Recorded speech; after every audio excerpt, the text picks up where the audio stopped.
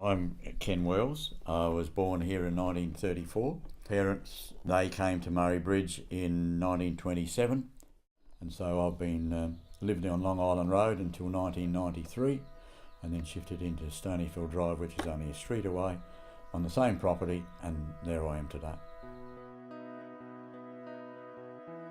I started taking photographs during the 1956 river flood, just as a record showing the various damage that the water did along the swamps and the properties.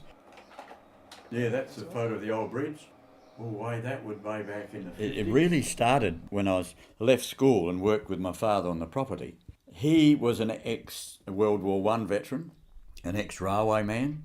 He didn't talk much about the war. None of the fellas from the war talked about it because it was so horrific. But I did hear stories of the railway days and all that.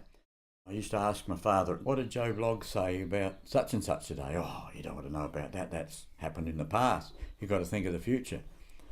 And I said, oh, well, the past is part of the future. And so I took it on myself to record by photo, camera, of the changing scenes in Murray Bridge. And that's what I've done even up to today. And that's Dutton's when they got everything cleaned down and they're just starting up. That was 1961. Oh, Murray Bridge was a little country town that never developed hardly during the war or after the war.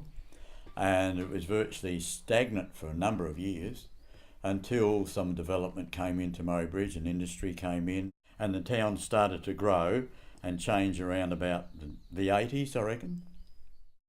Me now living in this town of 20,000 people, I should say, around the town and district.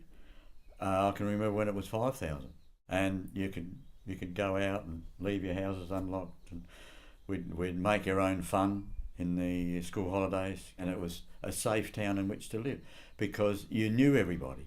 But today, when the population's like it is, and the town's growing, and people go from Murray Bridge to Adelaide to work, and Adelaide to Murray Bridge to work, so I got this floating population. No way I would know so-and-so in Murray Bridge. It's growing very fast, so I can see Murray Bridge will double its population in the next 20 years, I reckon. Being one of the old ones, I think I'd like to go back to the old days, the good old days. But you got to progress.